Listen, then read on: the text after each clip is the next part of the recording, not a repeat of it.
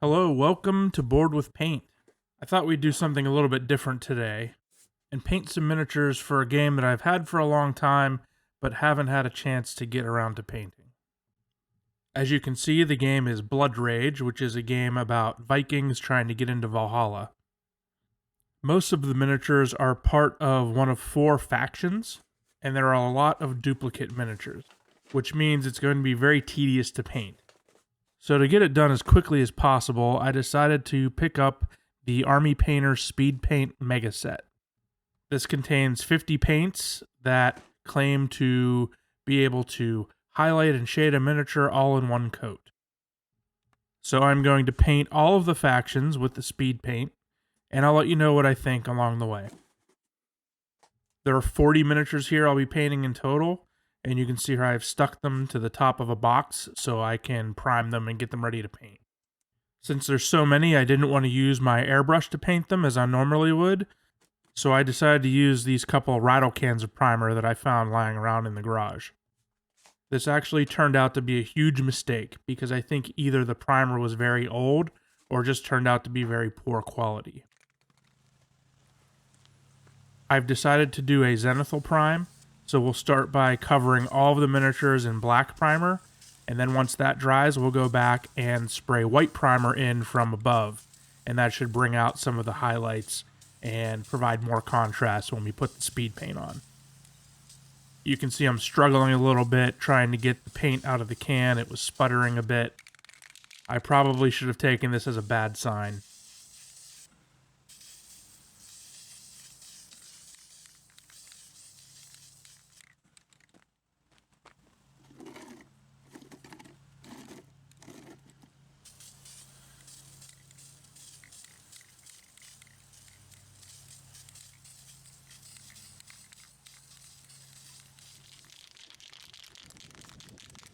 And now I'm spraying the white from above. This seemed to go on a little bit better, but I struggled a little bit with the wind that day. What I didn't realize at the time, and didn't notice until I started painting, was that the primer had left a very rough texture on all of the miniatures. Once I realized that, I decided to continue painting, because I feel like if I didn't paint this game now, I'd never get around to painting it. Like I said, I plan to use Army Painter speed paints to paint all these miniatures. And I made the decision early on that I would only use paints from the speed paint line. This gave me the opportunity to use lots of the colors and to see how speedy they actually are. Here I'm just taking everything out of the box. It also came with a dry palette and a couple of brushes. I tried to sort the paint by hue and organize them in this contraption I got from Amazon. I wouldn't really recommend this because you can't see the names of the paints. I ended up finding a swatch online that had all the colors, and I used that to make my choices. I'll share a link in the description. I also happen to have this smaller set of speed paints on my shelf, so I figured I'd give them a try as well, as some of the colors are different. So the first thing I decided to do was paint some flesh. This is peachy flesh, I believe. And I get this comedy of errors started right by using a wet palette, which they don't recommend. It turns out the paint is thin enough that it goes through the paper and soaks into your sponge. Anyways, here I am starting to paint the skin of this Viking. The instructions say to put a somewhat thick coat on, which is what I did. And I found it very satisfying to watch the pigment sort of settle into the recesses magically. This is when I noticed the weird texture that the primer had put on the miniatures, and decided to keep moving forward. But the speed paint was sort of getting absorbed by the texture, and it was becoming very hard to control. But I carried on. How bad could it be, right?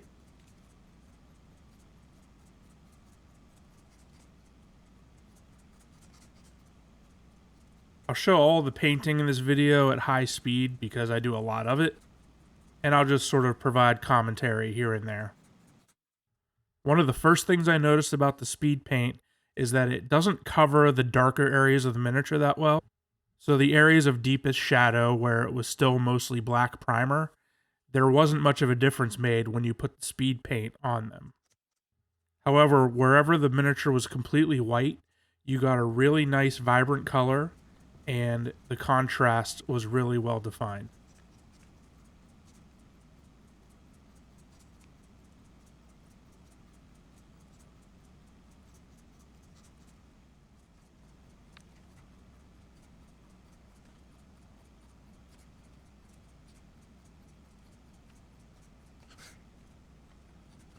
I've been doing videos long enough that you'd think I'd know how to keep it on camera by now.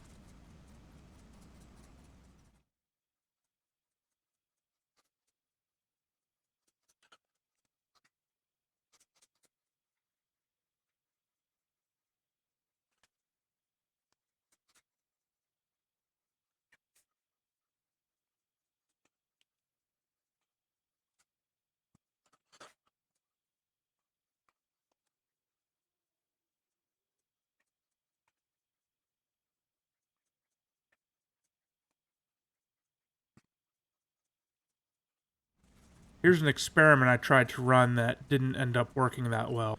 I thought I could paint areas in yellow and then go back with a dark color later and it would fill in the recesses without covering up the yellow. That is not what happened. You'll see later on when I add the darker color over the yellow that it completely erases it. In retrospect, what I think would have worked is to use the yellow speed paint and then once that was dry, go over the area with a black wash like Citadel Non Oil, and that would have not covered up the yellow as much. Of course, I only wanted to use speed paints in this video, so that's where we're at. So this is the first miniature I started painting that had fur. And let me tell you, this speed paint is amazing when it comes to painting fur. It pulls into the recesses nicely, just like a wash, but it also tints the upper highlighted areas and really makes the fur look nice.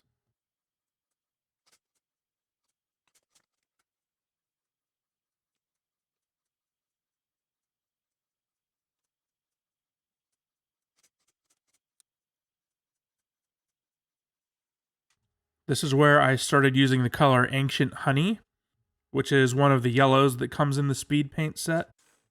If you're at all familiar with any of my other videos, you know how much I hate painting yellow. This yellow speed paint, though, is wonderful. You get a nice vibrant yellow in the upper areas, and in the recesses you get a nice dark yellow shadow. I will definitely use this yellow anytime I need to paint it in the future. And speaking of yellow, I'm painting the hair on this Viking. And hair is another area where I think the speed paint really excels, just like the fur.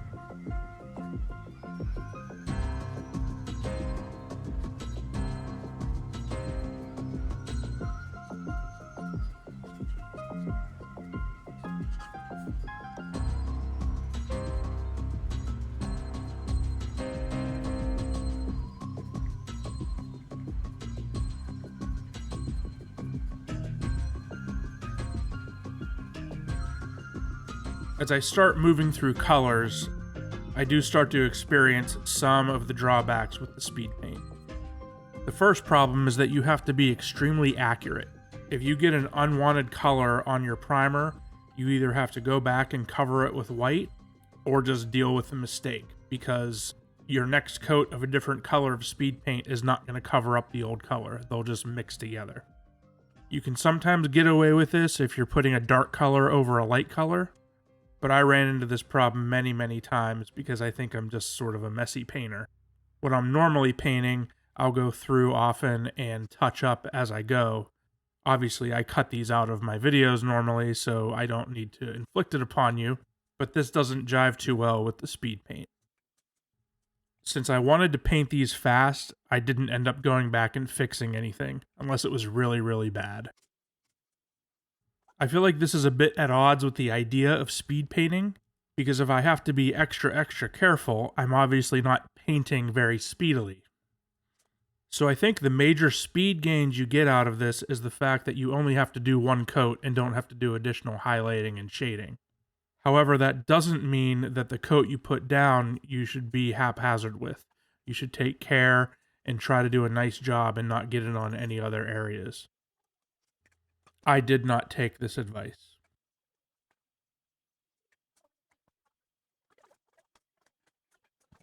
I guess it wouldn't be a video about the Army Painter speed paints without me mentioning the reactivation problem. For those of you that maybe are hearing this for the first time, the reactivation problem is referring to the fact that the speed paints, especially the version 1 speed paints apparently, will reactivate after they've been dry if you go over them with another coat of paint. This can cause some unwanted mixing and can even cause colors that are adjacent to one another to bleed. I will say that I saw bleeding in a few places, but for the most part, the reactivation wasn't a problem with these miniatures because I wasn't layering on top of the speed paint after it was dry. Also note that I was using a mixture of Speed Paint 2.0 from the Mega set and 1.0 from the smaller set I showed you at the beginning. At this point in the video, I am painting all of the metal parts with Broadsword Silver. This is one of the couple of metallic speed paints that comes with the Mega set. The contrast effect you get is much less pronounced with the metallics, but I did find that they went on pretty smoothly. I'll talk more about these a little bit later. As I had been painting, I had noticed it was harder and harder to keep the paint where I wanted it. And this is because this happened to my brush. This is the brush that came in the box with the speed paints. I'm not sure if it's synthetic or natural hair, maybe it's a hybrid. But the tip being destroyed like this really was making it difficult. My hypothesis is that the properties that make the paint flow really nicely into recesses also makes the paint flow really nicely into the ferrule of your brush. So my two pieces of advice are to either use a really old brush that you don't care about, or to wash your brush very often while using the speed paints. I think my problem here was that I was doing a single color across a whole bunch of miniatures, and I wasn't washing my brush in between. And I feel like as people use speed paints to paint a large number of miniatures at once to do a whole army or a whole game, it can be very easy to get into a groove and not think about washing your brush. So I ended up switching to another brush and trying to make sure I kept it clean more often. I wanted to talk a little bit more about the metallic paint. In general, I think it's pretty okay, but the Mega set only comes with one silver, one gold, and a bronze. I liked the gold, but the silver, in my opinion, was way too dark, almost like a gunmetal, and I really didn't like the final finish.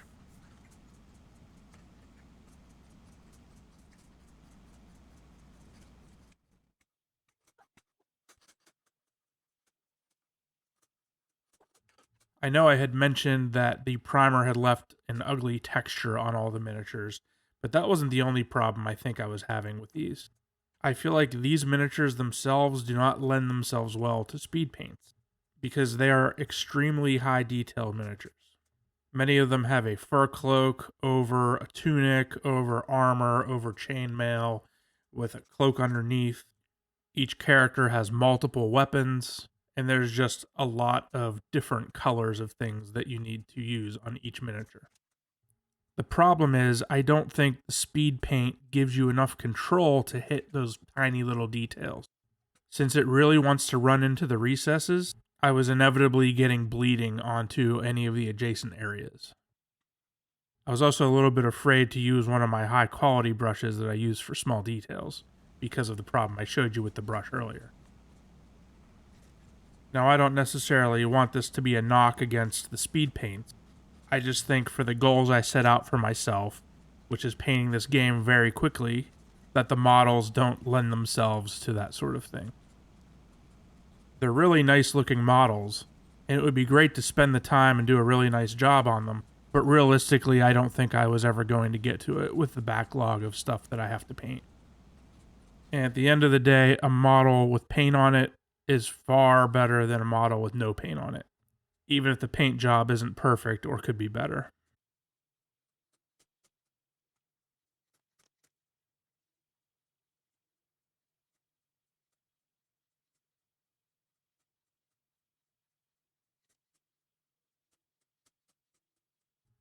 In Blood Rage, each of the 4 factions has a boat, so I decided to also paint those with speed paints.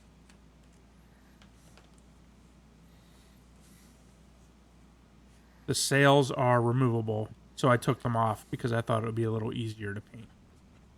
I did the hull with sort of a yellowish brown color. I don't remember exactly which one I used. Then I did each sail in the color of the faction.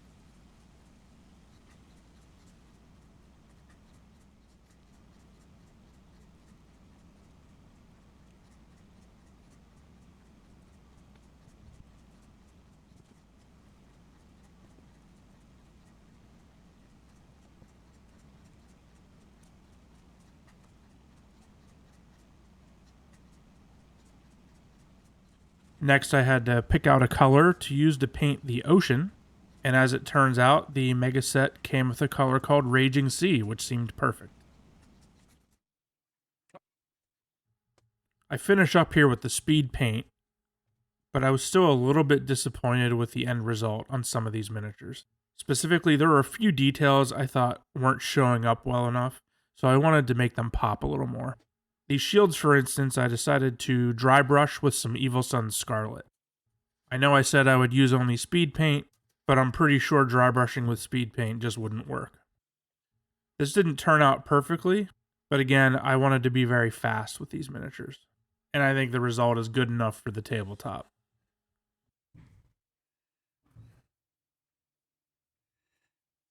Here's a before and after look of with and without the dry brush. Now, very early on, I wanted the yellow details to pop out on some of these miniatures, but the black covered it up. So I'm going to dry brush some Averland Sunset over the yellow areas to bring out those designs.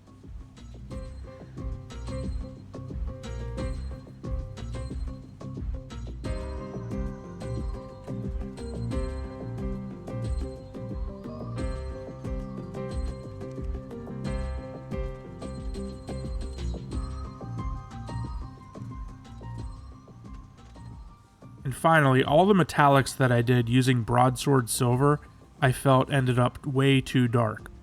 So I went through and dry brushed some Necron compound onto all of the metal areas. This brought out the edges and the details of the blades and different pieces of metal armor.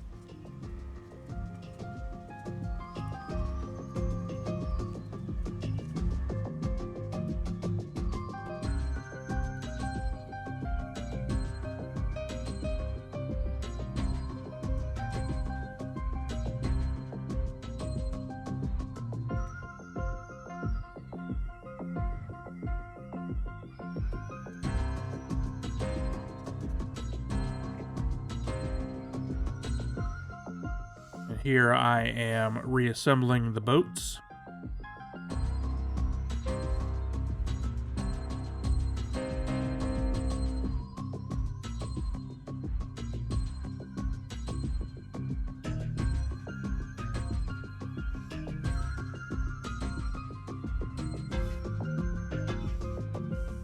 And I'm painting the rims of the boat bases with pure black.